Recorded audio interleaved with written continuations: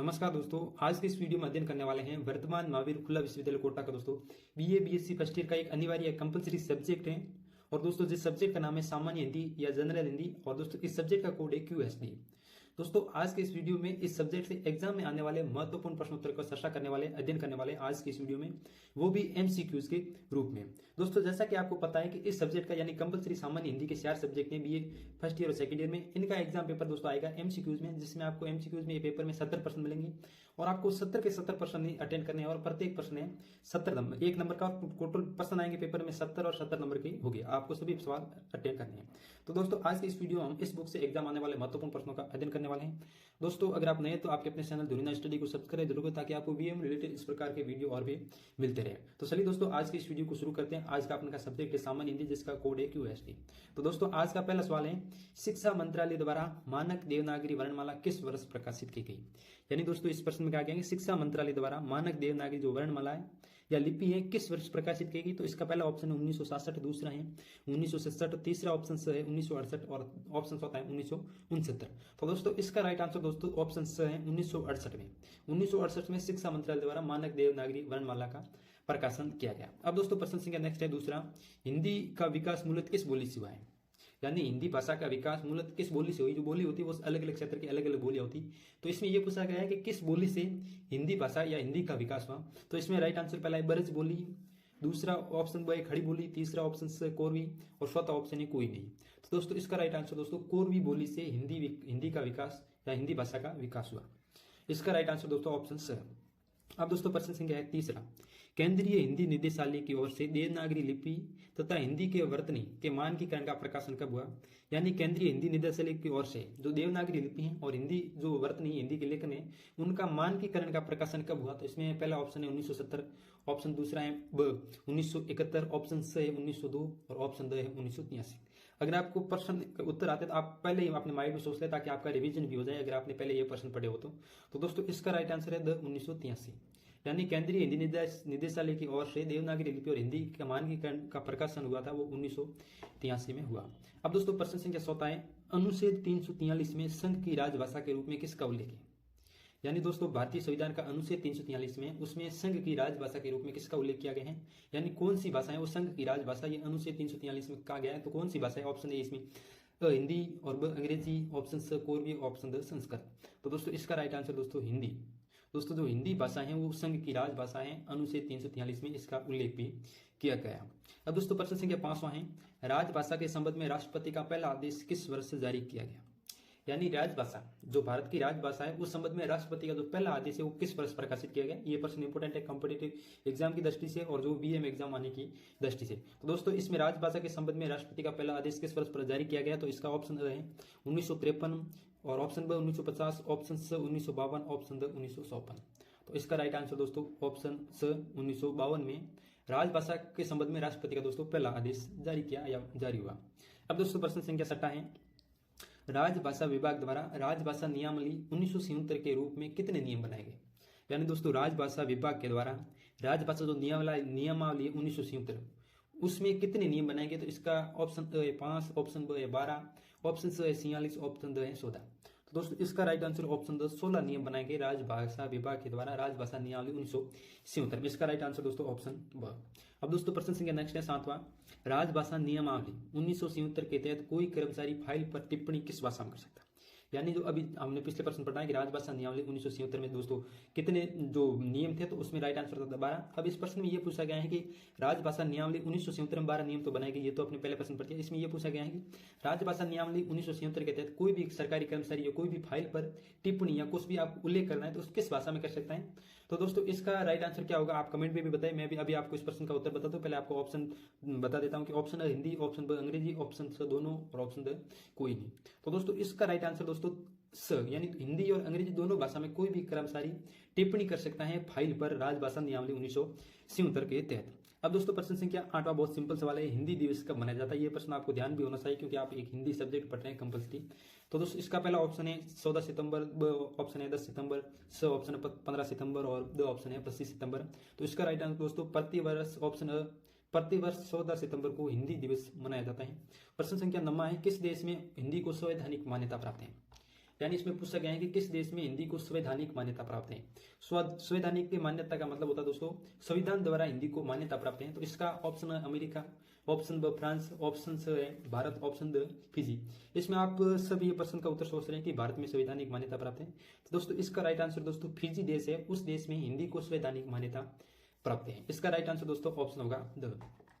अब दोस्तों प्रश्न संख्या 10वां है, राजभाषा अनुभाग या विभाग की स्थापना किस मंत्रालय के अधीन हुई है। जो राजभाषा विभाग है, इनकी राजभाषा विभाग की स्थापना किस मंत्रालय के अधीन हुई है या किस मंत्रालय के अंडर में हुई है।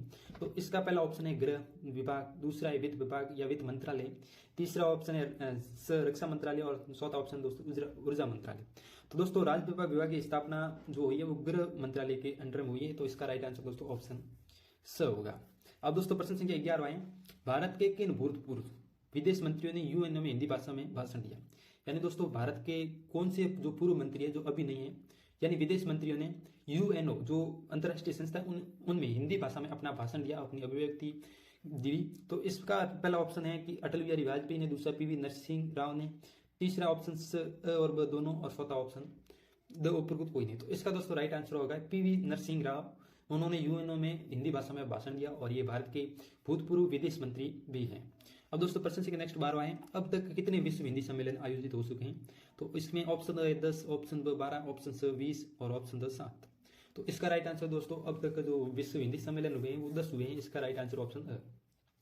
अब दोस्तों प्रश्न संख्या 13, युद्ध करना या किसी से सामना करना किस मुहावरे का अर्थ है। मुहावरे भी आपके हिंदी अनिवार्य कोर्स में है। तो युद्ध करना या किसी से सामना करना, इस मुहावरे का अर्थ क्या है आप ध्यान से पढ़ें।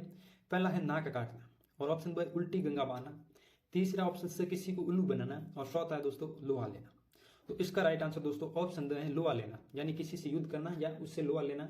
इस मुहावरे का अर्थ है लोहा लेना, युद्ध करना या सामना करना। इसका राइट आंसर ऑप्शन द लोहा लेना।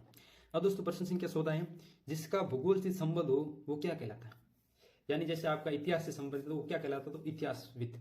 तो इसमें यह प्रश्न पूछा गया जिसका भूगोल से संबंध हो क्या कहलाता है, तो भौगोलिक या इतिहासविद या वैज्ञानिक या गणितीय। तो इसका राइट आंसर जाहिर सी बात है कि जिसका भूगोल से संबंधित है तो वो भौगोलिक कहलाता है, जिसका विज्ञान से संबंधित है वो वैज्ञानिक कहलाता है, जिससे गणित से संबंधित है वो गणितीय कहलाता है। इस प्रकार इस प्रश्न का राइट आंसर ऑप्शन है। इस प्रकार के आप प्रश्न आ सकते हैं एग्जाम में। अब दोस्तों प्रश्न संख्या नेक्स्ट है 15वां, सरकारी पत्र के शीर्ष क्या लिखा होता है। यानी सरकारी पत्र होता है उसके शीर्ष पर क्या लिखा होता है, पत्र क्रमांक लिखा होता है या पत्र लिखने वाले विभाग का नाम लिखा होता है या तिथि स्थान का नाम लिखा होता है या प्रेषक का नाम लिखा होता है। तो दोस्तों इसका राइट आंसर दोस्तों पत्र लिखने वाले विभाग का नाम लिखा, ताकि पता चले कि ये पत्र कहाँ भेजना है। तो सरकारी पत्र के शीर्ष पर क्या लिखा होता है, पत्र लिखने वाले विभाग का नाम। तो इसका राइट आंसर दोस्तों ऑप्शन ब। अब दोस्तों प्रश्न संख्या 16 आलेखन का दूसरा नाम बताइए। तो इसका राइट आंसर होगा वो क्या होगा, मैं आपको बाद में बताऊंगा। पहले ऑप्शन बता देता हूँ, टिप्पण, टिप्पणी, प्रारूपण या इनमें से सभी। तो इसका राइट आंसर ऑप्शन सब प्रारूपण है, आलेखन का दूसरा नाम है। या इस प्रकार प्रश्न आ सकता है कि प्रारूपण का दूसरा नाम क्या। तो इसमें ऑप्शन प्रारूपण ऊपर देते और आलेखन नीचे देते, तो इसका राइट आंसर आलेखन। आप ध्यान रखेंगे आलेखन और प्रारूपण है वो दोनों एक ही शब्द है, जो लिखने में अलग है लेकिन जिसका भाव या अर्थ एक ही निकलता है। इसका राइट आंसर प्रारूपण। अब दोस्तों प्रश्न संख्या 17 है, एक पत्र अनेक अधिकारियों को लिखा जाता तो इसे कहते हैं। यानी एक पत्र होता है, जैसे एक अलग अलग प्रकार के पत्रों के प्रकार होते हैं, उसमें इसमें यह कहा गया एक पत्र जो अनेक अधिकारियों को एक साथ लिखा जाता है तो इसे कहते हैं। पहला ऑप्शन प्रश्नांकित, दूसरा परिपत्र, तीसरा कार्यालय विज्ञापन, कार्यालय ज्ञापन और विज्ञापन। तो इसका राइट आंसर ऑप्शन ब होगा परिपत्र। एक पत्र जब अनेक अधिकारी लिखा जाता तो उसे परिपत्र कहा जाता है। इसका राइट आंसर ऑप्शन ब। अब प्रश्न संख्या 18 है, किसी कार्यालय द्वारा एक साथ अनेक परिस्थितियों को भेजा जाने वाला शासकीय पत्र, ज्ञापन या आदेशों का होता है। यानी किसी कार्यालय द्वारा, जो सरकारी कार्यालय हो सकता है या किसी अन्य प्रकार का कार्यालय होता है पर्यावरण, उसके द्वारा एक साथ अनेक लोगों को भेजा जाने वाला जो शासकीय पत्र या ज्ञापन या आदेश क्या कहलाता है। ऑप्शन है परिपत्र, ऑप्शन ब टिप्पणी, ऑप्शन से विज्ञापन, ऑप्शन द अधिसूचना। तो इसका राइट आंसर होगा दोस्तों ऑप्शन स विज्ञापन।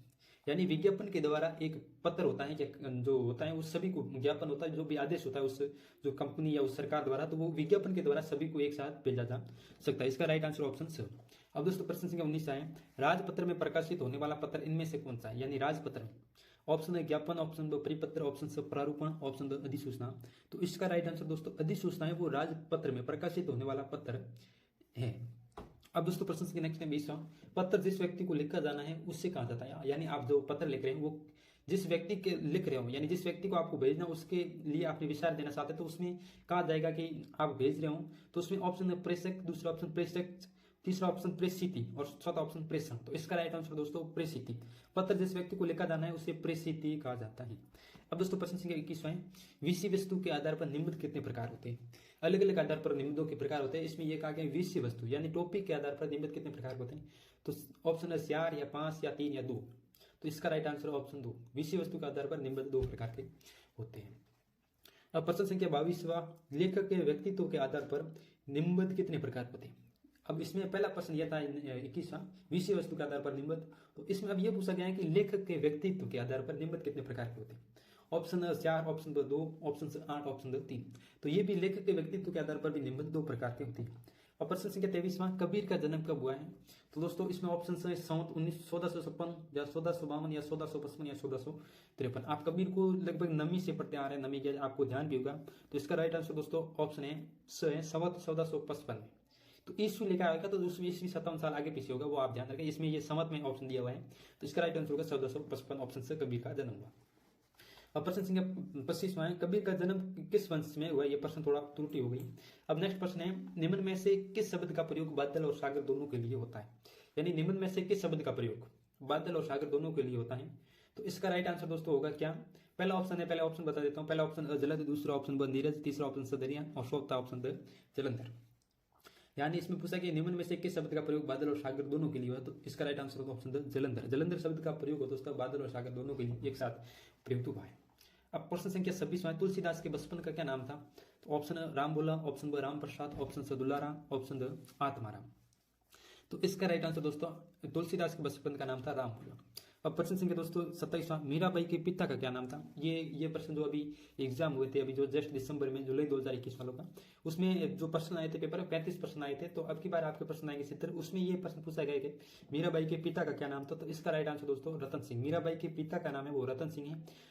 और अब दोस्तों प्रश्न संख्या नेक्स्ट है, तारा प्रकाश जोशी का जन्म स्थान है। ये भी प्रश्न दिसंबर में अभी एग्जाम उसमें पूछा गया जुलाई 2021 वालों के। तो इसमें राइट आंसर क्या होगा, तो मैं ऑप्शन बता देता हूँ। ऑप्शन अजमेर, ऑप्शन ब कोटा, ऑप्शन से जोधपुर, ऑप्शन द जयपुर। आप भी अपने माइंड में सोचिए इस प्रश्न का क्या राइट आंसर होगा। तो दोस्तों इस प्रश्न का राइट आंसर होगा ऑप्शन स जोधपुर। जोधपुर में तारा प्रकाश जोशी का जन्म स्थान है और जोधपुर में इनका जन्म हुआ है। प्रश्न संख्या 29वां, आकाशदीप कहानी के लेखक कौन है। आप जो अनिवार्य हिंदी सब्जेक्ट जो सबसे पहले पार्टों का जब परिचय दिया होगा इस पार्ट के लेखक, वो पार्ट भी जरूर पूछें। 1 या 2 प्रश्न वहीं से निकलेगा लेखक के रूप में। यानी आपको दूसरी कहानी का लेखक या पूछिए या प्रेमचंद की कहानियों के नाम लेकर 1-2 कौन सी कहानी, इस प्रकार के प्रश्न भी पूछ सकते हैं। तो इसका राइट आंसर होगा जयशंकर प्रसाद। आकाशदीप कहानी के लेखक जयशंकर प्रसाद है। अब दोस्तों प्रश्न संख्या 30वां, हिंदी भाषा की पहली फिल्म का नाम बताइए। या आपने प्रश्न पहले भी पढ़ा होगा। इसका ऑप्शन है ताजमहल, ऑप्शन ब मुगल आजम, ऑप्शन से शहीद आजम, ऑप्शन द आलम आरा। तो इसका राइट आंसर दोस्तों आलम आरा है, वो हिंदी भाषा की पहली फिल्म है। अभी हिंदी भाषा में बहुत सी फिल्में प्रकाशित हो गई, अभी लिमिट नहीं, लेकिन सबसे पहली फिल्म पूछे तो आलम आरा है। अब दोस्तों प्रश्न संख्या 31वां, प्रथम विश्व हिंदी सम्मेलन कहाँ पर संपन्न हुआ। जो पहला हिंदी सम्मेलन हुआ है वो कहाँ पर आयोजित हुआ है। तो ऑप्शन है नागपुर में, ऑप्शन ब मॉरिस में, ऑप्शन द दिल्ली में, ऑप्शन द लंदन में। तो ऑप्शन इसका राइट आंसर ऑप्शन है प्रथम विश्व हिंदी सम्मेलन हुआ नागपुर में हुआ है। अब प्रश्न संख्या नेक्स्ट है, भारत भारती निम्न में से किसकी रचना है। जो भारत भारती एक रचना है या अध्याय या कविता है जो भी है वो किसकी रचना है। तो इसका ऑप्शन है अयोध्या सिंह उपाध्याय की, ऑप्शन ब मैथिली शरण गुप्त की, ऑप्शन से सियाराम शरण गुप्त की, ऑप्शन द जयशंकर प्रसाद की। तो इसका राइट आंसर दोस्तों ऑप्शन ब मैथिली शरण गुप्त की है दोस्तों भारत भारती रचना है। अब दोस्तों प्रश्न संख्या नेक्स्ट है, भक्ति आंदोलन को उत्तर भारत में लाने का श्रेय किस संत को जाता है। यानी दोस्तों भक्ति आंदोलन है, भक्ति आंदोलन को उत्तर भारत में, जो दक्षिण भारत से उत्तर भारत में लाने का श्रेय किस संत को जाता है। तो ऑप्शन द रामानंद को, ऑप्शन ब आदि शंकराचार्य को, ऑप्शन स चेतन महाप्रभु को, ऑप्शन द रामानुज को। तो दोस्तों भक्ति आंदोलन को दक्षिण भारत से उत्तर भारत में लाने का श्रेय है वो ऑप्शन है रामानंद जी को है। रामानंद जी के द्वारा भक्ति आंदोलन को दक्षिणी भारत से उत्तरी भारत में लाने का श्रेय जाता है उनको। अब दोस्तों प्रश्न संख्या नेक्स्ट है 34वां, पिंगल नाम से किस भाषा को जाना जाता है। ऑप्शन है राजस्थानी, ऑप्शन ब बुंदेलखंड, ऑप्शन से अवधी, ऑप्शन द ब्रज। तो पिंगल भाषा को ब्रज भाषा के नाम से भी जाना जाता है। ब्रज भाषा कहाँ बोली जाती है, जो मथुरा के आसपास के क्षेत्र में ब्रज भाषा बोली जाती है। जो भगवान कृष्ण की पदों की रचना हुई है वो ब्रज भाषा में हुई है। और अवधी भाषा कहाँ है, अयोध्या के आसपास की भाषा, जिसमें भगवान राम के जितने भी पद लिखे गए वो संभवतः अवधी भाषा या इनसे मिली जुली भाषा में ही लिखे गए। इसका राइट आंसर ऑप्शन होगा ऑप्शन द ब्रज भाषा। अब दोस्तों प्रश्न संख्या 35वां है, अमीर खुसरो को किस भाषा का कवि माना जाता है। तो दोस्तों अमीर खुसरो को किस भाषा का कवि माना जाता है, ब्रज, अवधी, भोजपुरी या हिंदी। तो दोस्तों अमीर खुसरो को हिंदी भाषा का वो एक कवि माना जाता है। अमीर खुसरो के द्वारा जो भी रचना लिखी गई वो हिंदी भाषा में लिखी गई। अब दोस्तों प्रश्न संख्या 37 गांधी जी की आत्मकथा का नाम है, आपको ध्यान भी होगा, मेरी जीवनी मेरी कहानी सत्य के साथ मेरे प्रयोग महात्मा, या कौन सी है जो गांधी जी का आत्मकथा? तो इसका राइट आंसर ऑप्शन से सत्य के साथ मेरे प्रयोग। ये बहुत पॉपुलर रचना है और आशा करता हूँ कि आपको ये प्रश्न का उत्तर पहले से ही ध्यान भी था। अब प्रश्न संख्या 37 महादेवी वर्मा का जन्म किस शहर में है? ऑप्शन है फरुखाबाद, ऑप्शन ब मुरादाबाद, ऑप्शन से इलाहाबाद, ऑप्शन द गाजियाबाद। तो इसका राइट आंसर दोस्तों ऑप्शन है फरुखाबाद में महादेवी वर्मा का जन्म हुआ, या इस शहर में महादेवी वर्मा का जन्म हुआ। अब दोस्तों प्रश्न संख्या 38 है गांधी जी किस भाषा को अलग भाषा नहीं मानते थे? गुजराती को, हिंदी को, उर्दू को, फारसी को। तो दोस्तों गांधी जी है उर्दू को अलग भाषा नहीं मानते। अब दोस्तों प्रश्न संख्या नेक्स्ट है 39वां, गांधी जी ने रेखा गणित व संस्कृत का अध्ययन किस कक्षा से करना प्रारंभ किया? जो महात्मा गांधी जी उन्होंने रेखा गणित और संस्कृत दोनों विषयों का अध्ययन है वो किस क्लास से करना स्टार्ट किया है? तो ऑप्शन है तीसरी, ऑप्शन ब चौथी, ऑप्शन से पांचवी, ऑप्शन द छठी। तो इसका राइट आंसर दोस्तों ऑप्शन ब चौथी कक्षा से गांधी जी ने वो रेखा गणित और संस्कृत का अध्ययन स्टार्ट कर दिया था। और प्रश्न संख्या 40वां, आगे बढ़कर पीछे हट जाना किसका गुण है? आगे बढ़कर यानी किसी भी युद्ध में हो या किसी भी क्षेत्र में हो, आगे बढ़कर और वापस पीछे हट जाना किसका गुण है? बुज़दिल का, वीर का, मूर्ख का और बुद्धिमान का। तो इसका राइट आंसर दोस्तों ऑप्शन है बुज़दिल का। जो गुण होता है वो आगे बढ़कर पीछे हट जाना है। इस प्रकार के आपके मुहावरे जो भी लोग पढ़ते हैं उस पर प्रश्न आएंगे। अब दोस्तों प्रश्न संख्या 41वां, जब अनाथ गुलाम की बारी आई तो किस रेगिस्तान में बारूद सा भड़ उठा? जब अनाथ गुलाम की बारी आई तो किस रेगिस्तान में बारूद सा बढ़ गया? तो इसका राइट आंसर दोस्तों ऑप्शन अरब के रेगिस्तान में जब अनाथ गुलाम की बारी आई तो वो रेगिस्तान में बारूद सा बढ़ गया। अब दोस्तों प्रश्न संख्या 42वां, अध्यापक पूर्ण सिंह किस युग के निबंधकार थे?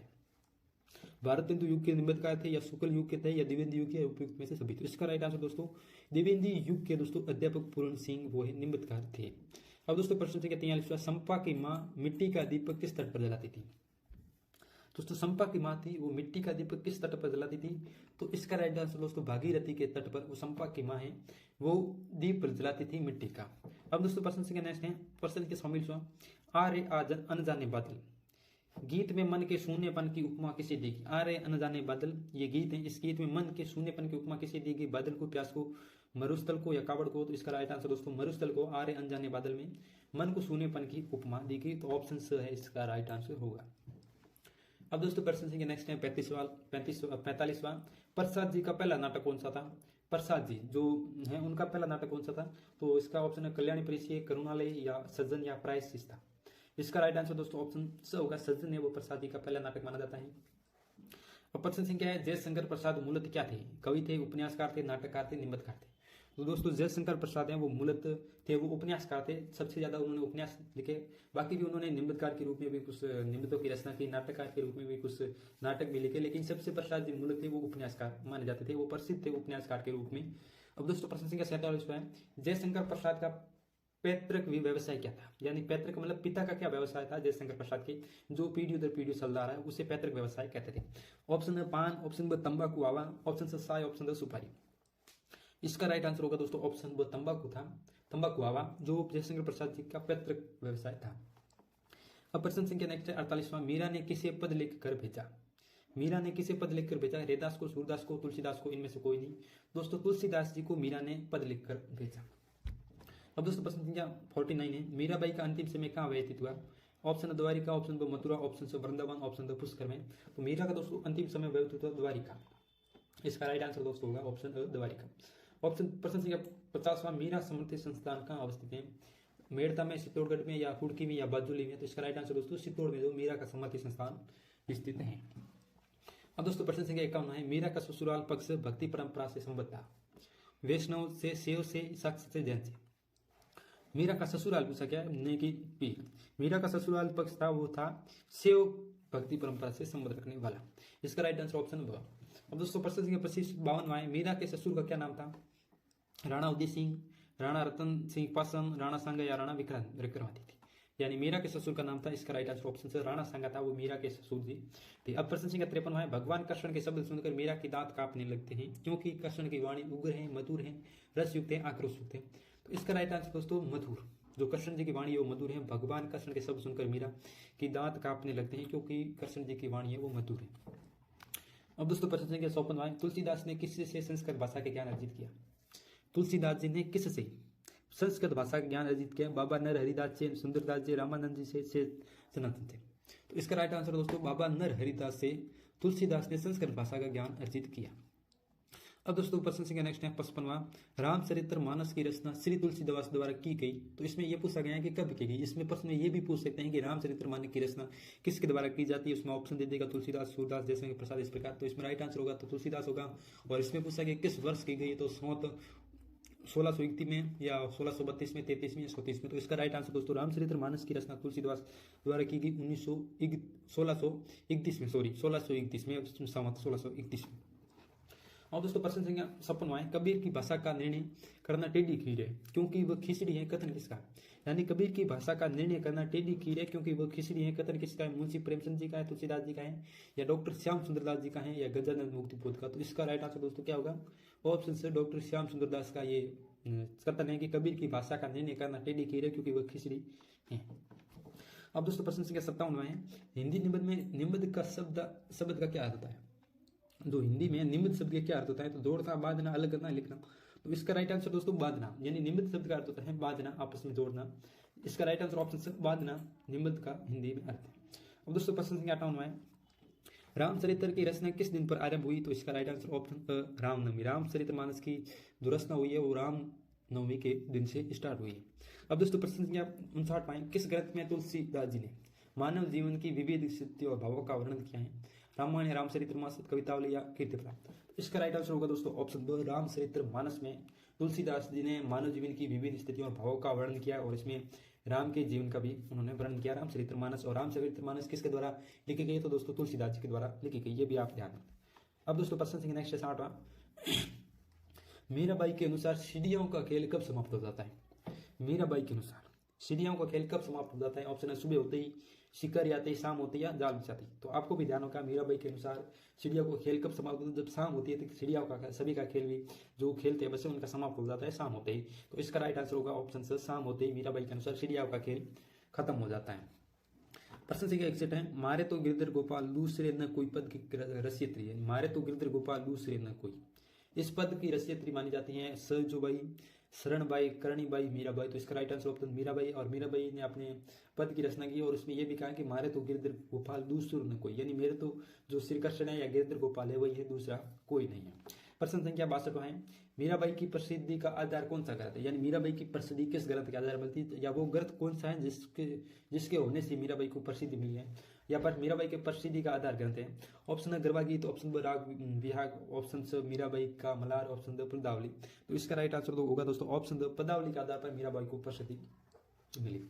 अब दोस्तों प्रश्न संख्या 63 इंदू पत्रिका का प्रकाशन किस वर्ष हुआ।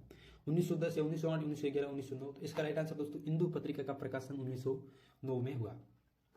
अब दोस्तों प्रश्न संख्या 67 है। पुरस्कार कहानी के लेखक कौन है, तो प्रेमचंद या जयशंकर प्रसाद या महादेवी वर्मा या तारा प्रकाश जोशी। तो इसका राइट आंसर दोस्तों ऑप्शन ब है, वो जयशंकर के प्रसाद है, वो पुरस्कार कहानी के लेखक या रचयिता माने जाते हैं। अब दोस्तों प्रश्न संख्या 65 है। नवीन द्वीप पर पहुंचने में कितना समय लगता है, तो 3 दिन, 10 दिन, 2 दिन या 4 दिन। तो इसका राइट आंसर दोस्तों नवीन द्वीप पर पहुंचने में समय लगता है वो 2 दिन लगता है। ऑप्शन से इसका राइट होगा। ऑप्शन 66 है। प्रश्न संख्या 67 है। संपा की मां किस वस्तु से बना दीपक जलाती थी, तो इसका राइट आंसर दोस्तों होगा मिट्टी से बना दीपक संपा की मां जलाती थी। इसका राइट आंसर ऑप्शन ब मिट्टी से। ऑप्शन 67 प्रश्न संख्या 67 सस्य वीरता निबंध के अनुसार हमारे असली व सस्य राजा कौन है, तो सस्य वीरता निबंध के अनुसार जो हमारे सस्य और असली और सस्य राजा है वो है साधु पुरुष। प्रश्न संख्या 68 वीर पुरुष किसका दान करते हैं, धन का, बल का, ज्ञान का, स्वयं का। तो इसका राइट आंसर दोस्तों जो वीर पुरुष है, जो महान पुरुष होते हैं वो खुद का दान करते हैं, स्वयं का। इसका राइट आंसर ऑप्शन द, न कि ज्ञान का, बल का, धन का। इसका राइट आंसर ऑप्शन स्वयं का वीर पुरुष दान करते हैं। और प्रश्न संख्या अब है 69वां। बुद्ध ने किसे बसाने हेतु स्वयं का शरीर आगे कर दिया। महात्मा बुद्ध ने किसे बसाने हेतु अपने शरीर, स्वयं का शरीर आगे कर दिया, कबूतर को या मर्ग को या सारस को या खरगोश को। इसका राइट आंसर मर्ग को बसाने के लिए महात्मा बुद्ध ने अपना शरीर स्वयं आगे कर दिया। प्रश्न संख्या 70वां। लूथर कहाँ का निवासी था, इंग्लैंड का, जर्मनी का, स्पेन का या फ्रांस का। इसका राइट आंसर दोस्तों ऑप्शन ब लूथर था, वो जर्मनी का निवासी था।